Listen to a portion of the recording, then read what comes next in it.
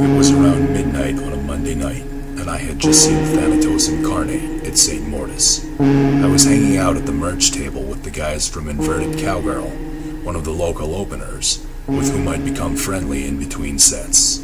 I dug their music, and due to the intimacy of the venue, I was able to approach them and tell them so. The songs they played picked up where the old school left off, but it was still its own unique sound. It was good enough that I wanted to hear more, so I bought their album and a t-shirt. The music, though, wasn't all that attracted me to these guys. I'd been reading and researching anything old and occult I could find for a couple of months prior to this show, and everything about Inverted Cowgirl's aesthetic indicated to me that they knew about what I wanted to know about. 3 antique candelabras held 6 black candles each, which burned for the entire set until they were mysteriously extinguished after the lights had gone out on the band. The vocalist and bassist Sam confirmed to me that the blood all over Thanatos Incarnate had been provided to them by himself, who worked as a butcher, and that all the bones and skulls I'd seen on stage were real. Sam, the guitar player Bill, and the drummer Az told me that they were all active practitioners of left-hand path philosophy and magic. I was not at the point where I was ready to buy into what they professed, and I wasn't sure that I wanted to be, but I was curious to know more about it, and they were happy to feed my curiosity. They had all read extensively on occult practices of every age, and recommended several books with which to start, assuring me that I would notice change in my life and begin to feel empowered as soon as I started reading, and began my journey down the left-hand path. They told me that my presence would command respect, and that women would be drawn to me like a magnet. This seemed too good to be real, and although I didn't say so, Sam picked up on my doubt. "I can tell you think I'm bullshitting you," he said, "but we're on our way over to a club just a couple streets away right now. Come with us. There are girls there who go crazy for guys like you." I had every reason to be skeptical, and I knew it. I'd known these guys for less than 6 hours, and all I knew about them was that they were steeped in the occult and one of them was a butcher. Also, the word club sounded almost intentionally vague. I didn't feel pressured by Sam's invitation, though. I still felt that the choice was mine, and I admit that the offer sounded pretty appealing to me. I wanted to go where these guys were going, and I wanted to get laid, so I accepted the invitation. We walked out of the bar and into the moonlit night. After an intricate series of left turns down blocks and side streets which grew more desolate as we went on, we stopped at the mouth of an alley which led down a short flight of stairs to a black metal door. Red light spilled into the alley from a neon bulb above the door. "We're here," said Sam. He, Bill, and Az started down the stairs. By the time they reached the bottom and knocked 6 times on the door, I was still standing at the top, wondering what the hell I was doing there. This entire scenario had "bad idea" written all over it in red neon letters, but I'd lost track of the way we'd come, and I wasn't about to ask my cool new friends to abandon their plans so that they could guide me back to my car. The 3 of them were down there waiting for me to join them, so I descended the stairs. Once I did, the door swung inward, and we stepped inside.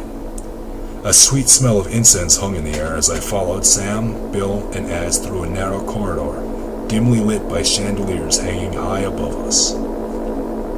There was only one way to go, but I kept my eyes intently fixed on my companions ahead of me, and made sure to keep up, because the thought of being left behind in this corridor struck me as somehow very dangerous. I couldn't see the walls very well, but every few steps I could see the candlelight illuminating grotesque carven faces on either side of me. I remembered medieval paintings and woodcuts depicting visions of hell and demons, and found myself hoping that these faces were only statues. For what felt like a very long time, all I could hear was our swift footsteps, but after an interminable distance, I became aware of soft, provocative music coming from far, far ahead of me. I think I sensed its vibrations in my extremities before I can say that I actually heard it. The sensation was similar to what I experienced at the concert, which now seemed lifetimes away, but the music itself stood in stark contrast to what I'd gone to St. Mortis to hear earlier. I could not identify any of the instruments I heard, and none of my prior knowledge of the musical world included anything which sounded at all like what was coming from our unknown destination. It was becoming louder and more distinct, though, which I could only assume signified that we were getting closer to the reason I'd followed my 3 new friends to this club. We stopped abruptly, and I almost simultaneously bumped into Az and jumped out of my skin as 2 torches flared to life on either side of us. I could see that we'd arrived in some cavern which looked like it was hewn out of subterranean rock. 4 steel doors blended into the wall ahead of us. Sam, Bill, and Az turned to me. "You ready?" Sam asked me. I must have looked pretty stupid standing there gaping and speechless. He clapped me on the shoulder with a reaffirming squeeze. "Don't be nervous. She's waiting for you. Just be yourself and act natural." Each of them turned and entered a door. I was left by myself in the cavern, and the music had stopped. I didn't much feel like being by myself here, and although most of me was terrified, part of me wanted to know who she was, so I walked over to the door on the right, took a deep breath, and stepped into the darkness. The next thing I knew, I was surrounded by tall grass as far as I could see, waving serenely in a gentle breeze. I turned around, but instead of the door I'd come through, I saw a pretty girl in jeans and a t-shirt. She had dark-rimmed glasses and longish red hair. Her skin was pale and spotted with freckles. I noticed the Blood Goat logo on her shirt. Blood Goat was my favorite band. "Hi," she said. I was thoroughly perplexed, but I didn't want the most beautiful girl I'd ever seen to pick up on that. "Who are you?" was the best I could come up with. "I'm your dream girl," she responded. "I'm everything you seek in a woman." Considering the way I'd been transported from a torchlit subterranean cavern to a sunny field of grass, I was inclined to take this at face value. It still took me a few moments to process, though. "Am I in heaven?" I asked. This made her laugh a laugh that made my heart leap and my knees weak. "Yeah, sure, and I'm an angel, right?" she sarcastically asked me, grinning. I was taken aback. "Listen, I don't even know what I'm doing here," I replied. "Well, what do you want to do?" she asked me. This made me forget all about the fact that I had no idea how I was going to get back home from wherever I was. "You know what I want to do," I told her, and drew her face to mine. As I kissed her, I felt myself being drawn further and further into her, and I loved it. I devoured her lips and tongue, pulled her head back by her hair, and softly bit the white flesh of her neck, as I'd always fantasized about doing to the cute redhead of my dreams.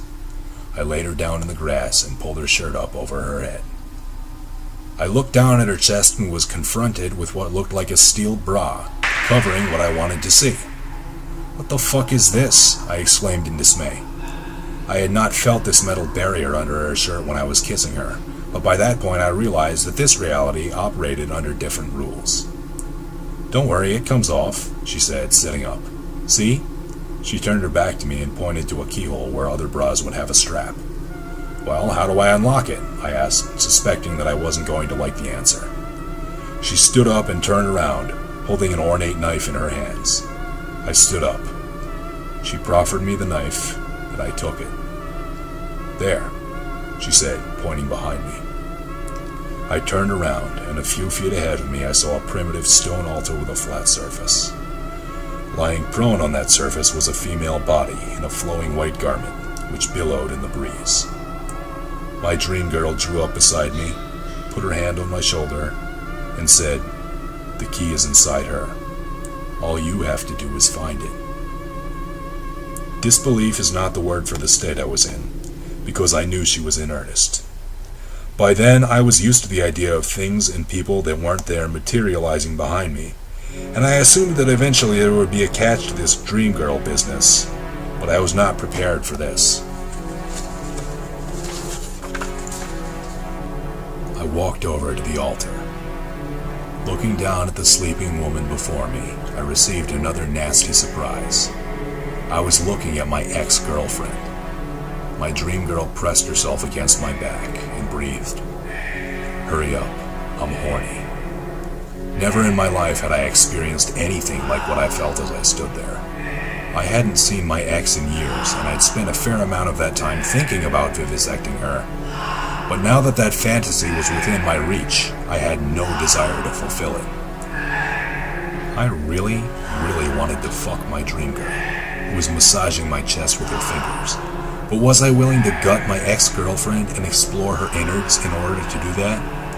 I'd be lying if I denied turning it over in my head, but I kept coming back to the same answer, and that answer was no. I turned around and gently pushed my dream girl off of me. "I'm not doing it," I declared. "Send me back to where I came from." My dream girl gave me an annoyed, incredulous look, and the sky began to take on a reddish hue as the breeze blew a little harder.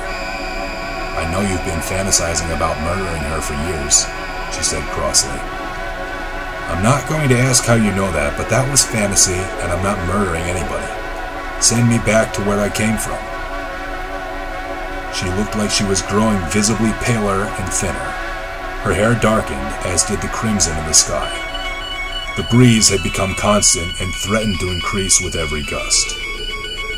Through blackening lips, my dream girl said to me, "You can't even begin to imagine how badly I can hurt you." I tightened my grip on the knife in my hand. "I told you I'm not killing anybody. I don't know how I got here, and I have no idea who or what you are. I don't care if you're my ideal woman or the devil. Send me back to where I came from." The sky deepened to blood red, and a violent gale raged all around me. The entity that had once worn the face of my dream girl bared a mouth full of teeth like rotten needles, outstretched its grimy claws, and leapt at me with a screech like nothing I hoped to hear ever again. Knowing that more than my life might depend on a moment's reflex, I reacted, thrusting the blade into where I believed her heart to be. I still hear her agonized scream when I wake up from nightmares. Her black blood spouted in all directions and hit me square in the face. I closed my eyes and lost consciousness. I don't know how long I was out, but I remember a dream of drifting on cosmic wings through unfathomable spaces. And when I woke up, the sun was shining in through my bedroom window. It all came back to me as I went warily about my morning routine. I went downstairs and saw my mom at the kitchen table. "Did you have fun at the concert?" she asked cheerfully. I stood for a moment, taking in the reality of what surrounded me. After what had happened last night, could I really have made it back to the world I knew without any kind of supernatural hangover? Had it even happened? Everything I saw was just as it had been before I left for St. Mortis the day before. "It was awesome," I replied to my mom. "It got a little crazy, but you know how shows are sometimes." I went about the rest of my day, and everything was normal until I was getting ready to go to work. On the front passenger seat of my car, I found the inverted Cowgirl album I had bought, and wrapped in the t-shirt, I found the black stained knife.